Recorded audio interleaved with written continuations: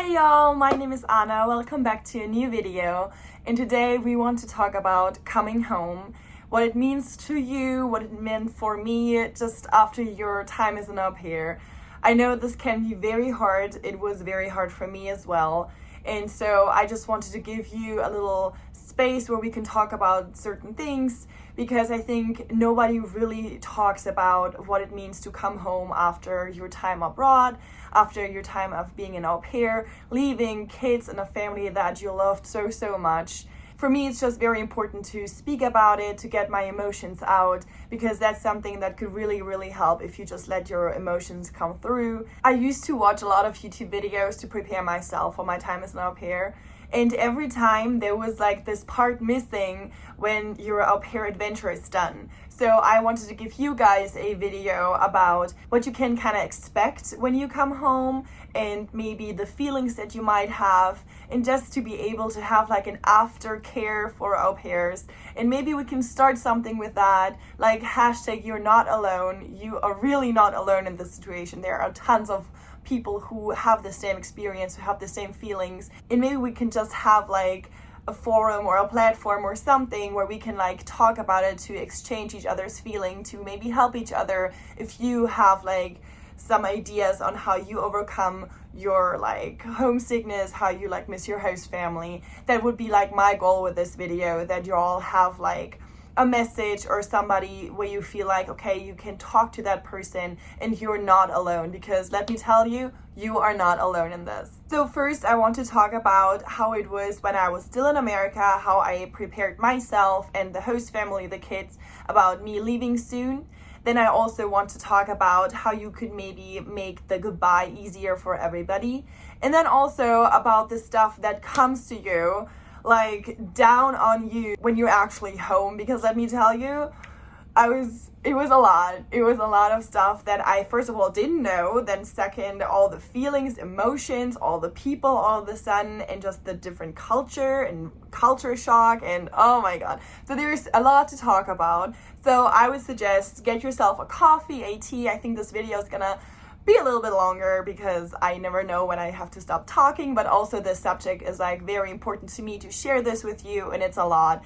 So yeah, get yourself comfy in like a blanket or something, get yourself something to drink, and I would say let's go.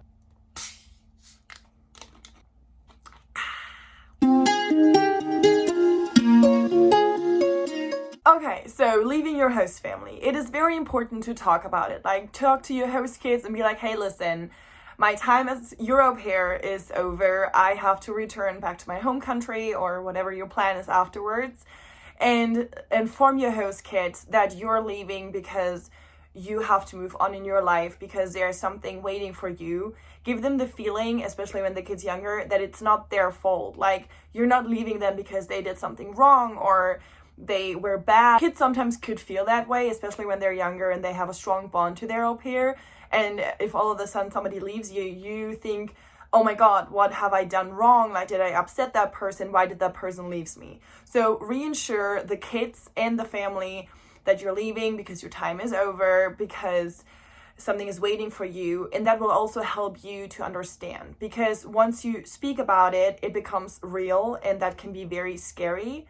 But you need to talk about it and you need to let it out. Do things in your last couple of weeks that you really want to do, like go out with your best friend again, go to your favorite restaurant, go and do Sunday fun day, go to the beach, whatever it is that made you happy over the past year or years, do that. But don't try to add anything to that list, because if you start editing like stuff to that list to just accomplish them, then you will first of all have no time to actually do something. You will just like be stressed out and rush through things, and then you're gonna be upset and you're not gonna live in the moment. Focus on be here now. Focus on things that you know that you like, that you know it's good, and don't try to add anything else, because you will not accomplish those things. What helped me was I had a goodbye party. My friends actually surprised me. I wanted to have a graduation party. I had a prom after 2 years, so I was like, oh yeah, graduation after 3 years would be perfect. So all of my friends actually surprised me. One of my very good friends made me a hat, like those graduation caps. and wrote like Anna Charleston 2022 on it. And all of my friends were at the bar. My host parents like bought me a huge cake, and that helped me really to have the entire group together and to say goodbye one time, because I'm not a fan of like, I love big things like big hurrahs, but I don't like doing it over and over and over again. That's just me personally. So for me, it was nice to have like the entire group together, and then you like said thank you and goodbye, and everybody like made like a little photo album with all like the memories together. So it was like a very nice thing to say goodbye, and then you also save your tears because you kind of cry like once. Not really, but you know what I mean. Like, it was a nice way of ending those things in Charleston for me with my friends, with having a huge goodbye party. I know you told your friend you're not okay, and tell me what's wrong and why you never said you felt that way. And guess you're trying to stay strong and fake a smile until I look away. But I've known you too long, it hurts to watch your blue eyes fade to gray as you fade away, as you fade away. Yeah, I'm about to fade away, cause every time I wake up I feel like it's Monday. Something's going wrong with all the chemicals up in my brain. All of a sudden I don't look at anything the same way. Gotta build up of my thoughts sitting in an ashtray. Then something which I know it's not the norm, and like I'm just telling you this because that was my experience. So my host family and I went to south of France together, and I have to say it made it's so much easier for me to say goodbye to Charleston, because it wasn't only me in the airplane. It wasn't I was sitting there alone, like looking outside the window and had to say goodbye. It was more like we did this together as a family. I was also working, so I had to have an eye on the kids on the airplane. And so we left Charleston together, and that made me feel safe, and my host family gave me the feeling I'm not alone. And oh my god, sorry. I'm getting like emotional talking about it, but that was like very nice for me to know I'm not alone. Yeah, so we spent 3 weeks together in south of France, and then also when I moved to my new place here in Switzerland, my host mom was here for the first week, which was amazing, and I cannot thank her enough. So if you see this, Lavinia, thank you so much for everything. Oh my god.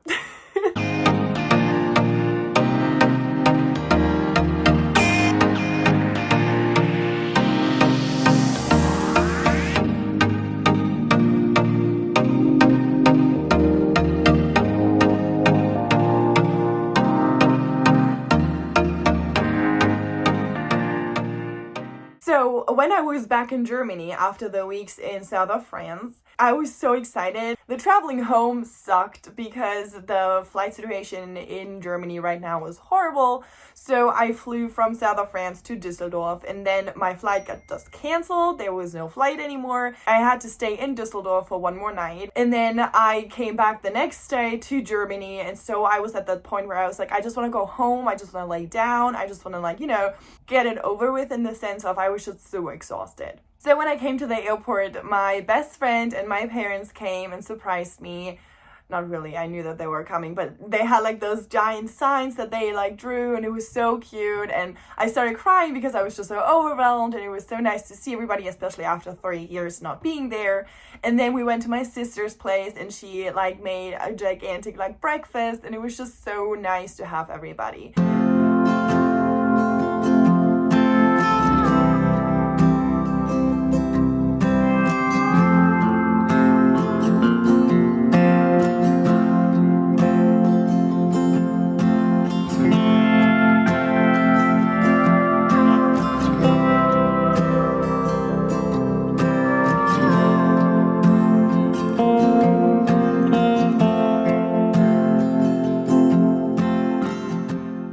Go with the things what happen when you're back. So everybody of course wants to know how your experience was. Everybody has questions. But the thing is, how should you be able to pack, in my case, 3 years in like 1, 2, 3 sentences? Like, it doesn't work, because they weren't there, and I know I can tell them that, and I know I can like talk about my experience, but it's all in your head. Like when you talk about your host family, your experience, your city, whatever it is, you see it. They don't, because they weren't there. And of course you will answer them, and of course you will give them responses, but it's not gonna be that they will understand, and you have to understand that you cannot expect that from your friends or your parents. It can also be a lot because you're like, you want to tell everybody everything, and you're like so happy and excited to talk about that, but other people might find it like a little bit annoying after a certain time, and will be like, okay, Anna, we got it, you had an amazing time, but why are you not interested in our life? So be very mindful that you maybe put your stories a little by side and just listen to what they have to tell you, and ask them questions about how was it here in Germany, especially because I think we drifted apart in the sense of like my pandemic experience was totally different than from my family. In general, different things.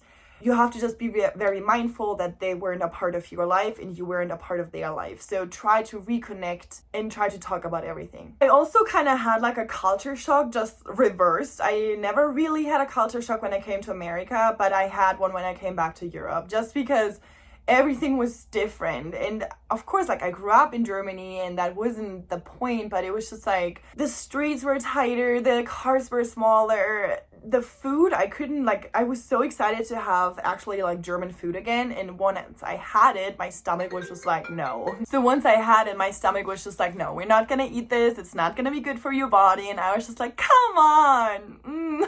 It kind of helped me to get those things that reminded me of what I loved about Germany. Like the first thing I did was like eating Gelbwurst and eine Breze and like German beer, and like doing the things that I knew. So that kind of gave me security of being back. But what helped me the most was also knowing I had a new adventure waiting for me. And I'm not saying this with any disrespect. I was so happy to be able to see my family again after 3 years, and it was amazing, and I enjoyed those couple days that I had with them so much. But I knew for my own sake and the sake of my family and just like my own happiness, I needed to move on, and I got a job in Switzerland. So for me, I knew I'm gonna have a certain amount of time in Germany. And so that helped me really to focus on what's important. Yes, as I said, like I really enjoyed the time in my family, and I was so happy to see everybody, but it's also very exhausting. Everybody wants to see you. Your friends probably missed you so much, and everybody wants to see you. So I have to like fit in everybody. And as I said earlier, everybody has questions, but they also don't really care. So it's kind of like you're putting your old stuff on, if you know what I mean. Like literally, and also like not, because you're probably having like all the clothes that you left at home. So you're going to put them on, and you're going to look like baby Anna who left Germany 3 years ago. And you're like, what the hell?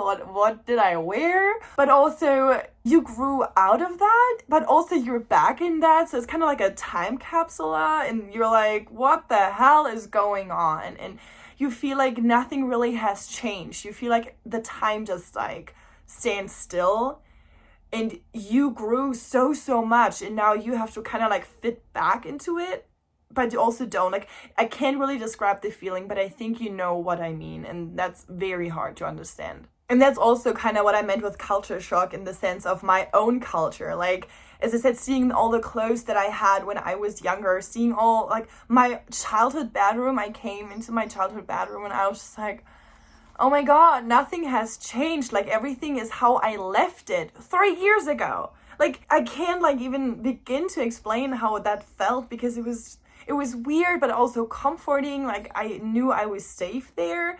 And I was kind of excited. Like I went through everything and I was like, oh my God, I remember this and that. And I looked at stuff and I was like, oh my God, it's still here. Duh, obviously, where should it go? But it was just like exciting, but also weird. And just like sleeping in the bed again, and like everything. I don't know how to explain it, but it was exciting at first, but then I was also like, oh my gosh. Things that I also didn't know, and I sometimes like try to explain it like that. I felt when I was an au pair, I was like in this like bubble, you know, like everything was taken care of. You had your host family, you had insurance, you had like your agency in case something goes wrong, you had your LCC, you had your life. And then you land in, for example, Germany, and you have to pop that bubble. You have to pop that bubble. And all of a sudden, the real world just comes to you. First of all, I was at the airport and I forgot how to speak proper German. That was kind of weird, and I never expected that would happen. But then also stuff like I didn't have insurance in Germany, and you need to have insurance in Germany. You either way have to be self-insured, or you have to have a job that has insurance for you.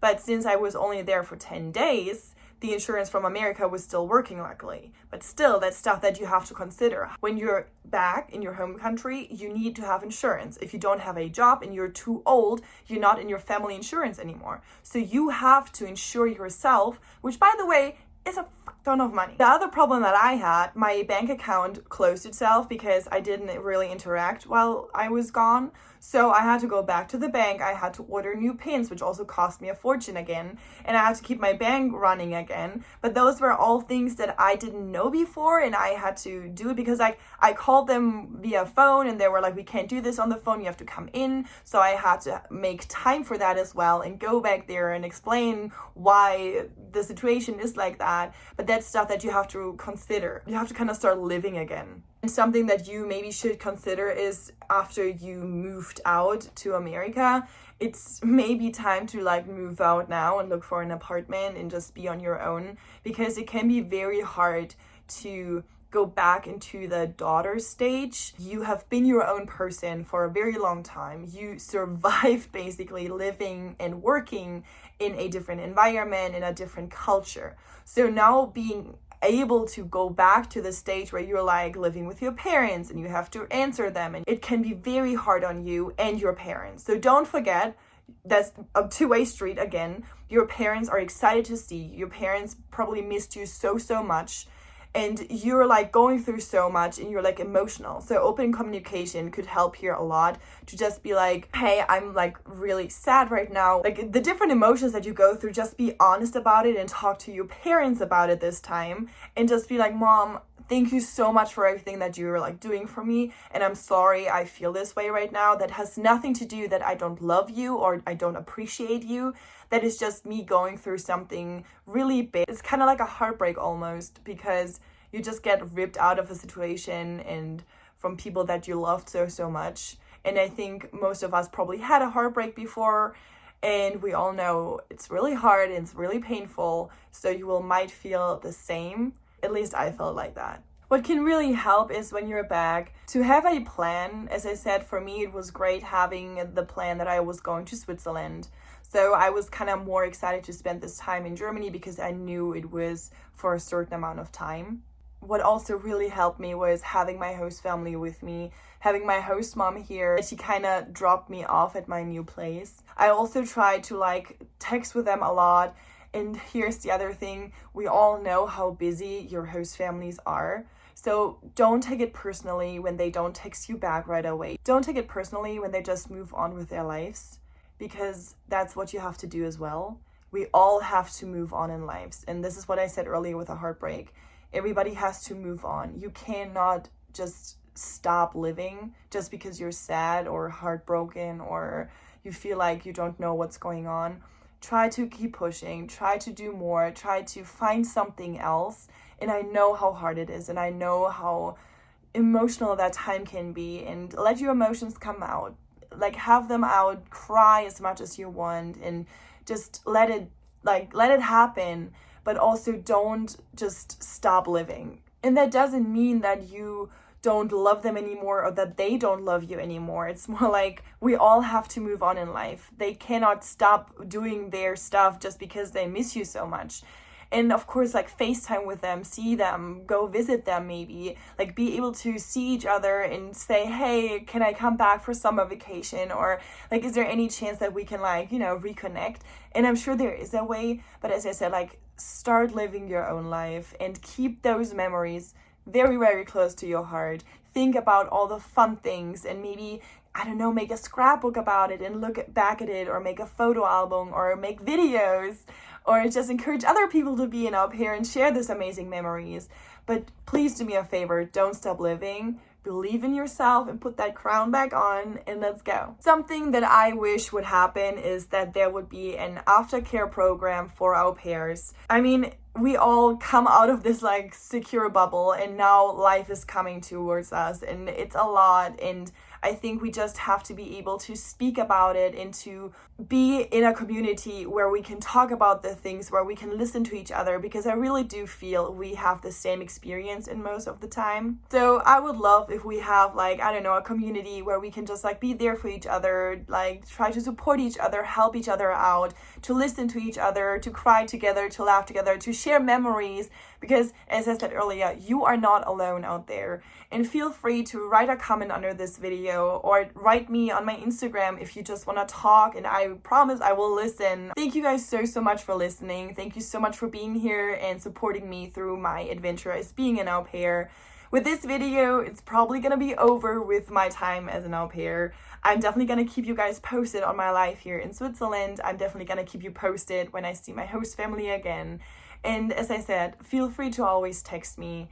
And as I said a million times, you are not alone in this, and there are a million people here for you. Keep living, keep it up, and do your best. Be the best version of yourself. And I hope you all have a wonderful Sunday, and I will see you soon. Bye!